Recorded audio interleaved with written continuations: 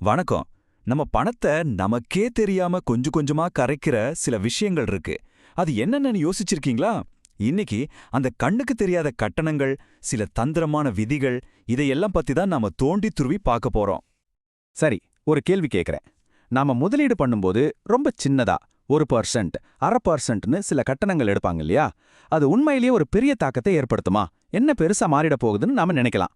ஆனா வருஷங்கள் போக போக அது நம்ம வருமானத்துல எவ்வளோ பெரிய ஓட்டைய போடுதுன்னு பார்த்தா நீங்களே ஆச்சரியப்படுவீங்க. வாங்க பார்க்கலாம். இப்போ ஒரு உதாரணம் பாருங்க. நீங்க 1,00,000 ரூபாய் முதலீடு பண்றீங்கன்னு வச்சுப்போம். 20 வருஷம் கழிச்சு ரொம்ப கம்மியான கட்டணத்துல, அதாவது ஒரு 0.25% கட்டணத்துல உங்க பணம் 2,08,000 ரூபாய்க்கு மேல வளர்ந்திருக்கு. ஆனா அதே இது கட்டணம் வெறும் 1% இருந்திருந்தா உங்க கையில கிடைக்கிறது 1,79,000 ரூபாய் தான். கிட்டத்தட்ட 30,000 ரூபாய் காணாம போயிடுச்சு. பாருங்க, வெறும் 1%க்கும் குறைவான வித்தியாசம் தான். ஆனா இழப்பு எவ்வளவு பெருசுன்னு பாருங்க. சரி, முதல்ல நம்ம பார்க்க போறது ரொம்ப நேரடியா நம்மள பாதிக்கிற ஒரு விஷயம். அதுதான் இந்த கண்ணுக்கு தெரியாத கட்டண சுமை. பொதுவா இந்த கட்டணங்களை 2 வகையா பிரிக்கலாம். ஒன்னு டிரான்சாக்ஷன் ஃபீஸ், அதாவது பரிவர்த்தனை கட்டணம். நீங்க ஒரு பங்கை வாங்கும் போதோ அல்லது விற்கும் போதோ ஒவ்வொரு தடவையும் அந்த கட்டணத்தை வசூலிப்பாங்க. இன்னொன்னு தொடர்ச்சியான கட்டணம். இது நீங்க அந்த முதலீட்டை சும்மா உங்க கணக்குல வச்சிருக்கிறதுக்காகவே வருஷம் வருஷம் பிடிச்சிக்கிட்டே இருப்பாங்க. கொஞ்சம் உதாரணங்கள் பார்க்கலாம். கமிஷன், சேல்ஸ் லோட்ஸ், இதெல்லாம் நீங்க முதலீடு செய்யும்போது போடுற டிரான்சாக்ஷன் கட்டணங்கள். ஆனா அக்கவுண்ட் மெயின்டெனன்ஸ் ஃபீஸ் இல்லனா மியூச்சுவல் ஃபண்டோட வருடாந்திர செலவுகள், இதெல்லாம் நீங்க ஒண்ணுமே பண்ணலைனாலும் உங்ககிட்ட இருந்து எடுத்துப்பாங்க. இந்த மாதிரி சின்ன சின்னதா நிறைய கட்டணங்கள் சேர்ந்து தான் கடைசியில பார்த்தா ஒரு பெரிய தொகையா நிற்கும். கட்டணங்கள் ஒரு பக்கம் இருக்கட்டும், இப்போ நாம பார்க்க போறது இன்னும் கொஞ்சம் சூக்ஷமமானது. இன்னைக்கு இருக்கிற இந்த டிஜிட்டல் உலகத்துல ஃபின்டெக் கம்பெனிகள் நம்மள முடிவெடுக்க வைக்கிறதுக்கு எந்த மாதிரியான உளவியல் தந்திரங்களை பயன்படுத்துறாங்கன்னு பார்க்கலாம். உலக வங்கியே இத பத்தி என்ன சொல்லுதுன்னு பாருங்க.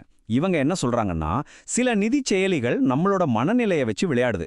நம்மள ரொம்ப அவசரமா சரியா யோசிக்காம ஒருவித தூண்டுதல்ல முடிவெடுக்க வைக்கிற மாதிரி வடிவமைக்கப்பட்டிருக்குன்னு சொல்றாங்க. அதாவது அது வெறும் சேவை மட்டும் கொடுக்கல, நம்மள ஒரு குறிப்பிட்ட வழியில சிந்திக்கவும் வைக்குது. இதுக்கு சில உதாரணங்கள் உங்களுக்கு நல்லாவே தெரிஞ்சிருக்கும். திடீர்னு உங்க ஃபோனுக்கு வர்ற கடன் ஆஃபர்ஸ், ஒரே ஒரு கிளிக்ல லோன்னு சொல்ற விளம்பரங்கள், இதெல்லாம் பார்த்திருப்பீங்க. இன்னும் சொல்லப்போனா நம்ம கொஞ்சம் ரிலாக்ஸ்டா இருக்கிற வீக்கெண்ட் சாயங்கால நேரமா பார்த்து நம்மள டார்கெட் பண்றது, இதெல்லாமே நம்மள சரியா யோசிக்க விடாம செய்யறதுக்கான தந்திரங்கள் தான். சரி, கட்டணங்கள் பார்த்தோம், உளவியல் தந்திரங்கள் பார்த்தோம். அடுத்தது என்ன? சில சமயம் நம்ம பணத்தை நம்ம விருப்பப்படி எடுக்க முடியாதபடி சில மறைமுகமான விதிகள் மூலமா நம்மள சிக்க வைப்பாங்க. அத பத்தி தான் இப்ப பார்க்க போறோம். நீங்க லாகின் பீரியட்னு ஒரு வார்த்தையை கேள்விப்பட்டிருக்கலாம். அதுக்கு என்ன அர்த்தம்னா, ஒரு குறிப்பிட்ட காலம் வரைக்கும் நீங்க போட்ட பணத்தை திரும்ப எடுக்கவோ இல்ல அந்த முதலீட்டை விற்கவோ முடியாது. நீங்க காத்து தான் ஆகணும்.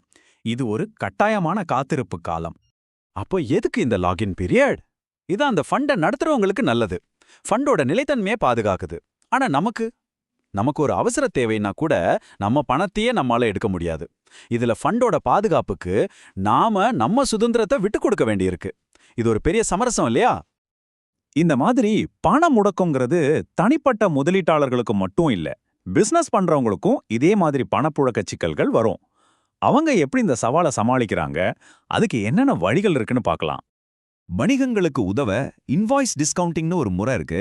இது ரொம்ப சிம்பிள். ஒரு பிசினஸ் அவங்க கஸ்டமருக்கு அனுப்பின இன்வாய்ஸை ஒரு நிதி நிறுவனத்துக்கிட்ட காட்டி உடனடியா பணம் வாங்கிக்கலாம். இதனால கஸ்டமர் பணம் கொடுக்கற வரைக்கும் அவங்க காத்திருக்க வேண்டிய அவசியமே இல்ல. இதுக்கு பக்கத்துல இன்வாய்ஸ் ஃபேக்டரிங்னு இன்னொன்னு இருக்கு. ஆனா ரெண்டுக்கும் ஒரு முக்கியமான வித்தியாசம் இருக்கு. இன்வாய்ஸ் டிஸ்கவுண்டிங்ல பணத்தை வசூல் பண்றது நீங்க தான், அது உங்க கஸ்டமருக்கு தெரியாது. ஆனா ஃபேக்டரிங்ல வேற ஒரு கம்பெனி உங்க சார்பா பணத்தை வசூல் பண்ணுவாங்க. இது உங்களுக்கு வேலையை மிச்சப்படுத்தினாலும் உங்க கஸ்டமரோட இருக்கிற உறவுல பாதிப்பு வர வாய்ப்பு இருக்கு. இப்போலாம் இது மட்டும் இல்ல, பியர் டு பியர் லெண்டிங், அதாவது P2P லெண்டிங் சொல்றாங்க.